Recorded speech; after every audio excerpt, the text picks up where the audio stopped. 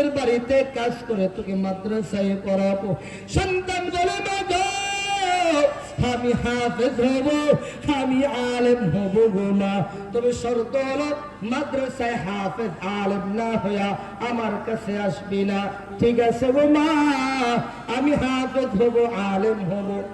এই সন্তানটা বাইজিদ বুস্তামি রহমাতুল্লাহি আলাইহি এবার মাদ্রাসায় চলে গেলেন, মাদ্রাসায় ভর্তি হয়ে গেলেন, মাদ্রাসায় পড়াশোনা করতেছেন, হাফেজ হইবেন, আলেম হইবেন, বড় আশা বড় স্বপ্ন, সন্তান হাফেজ হবে, আলেম হবে। বাইজিদ মাদ্রাসায় পড়াশোনা করে, হাফেজ হবে, আলেম হবে। এবার পড়াশোনা করতেছে, পড়াশোনা করতেছে।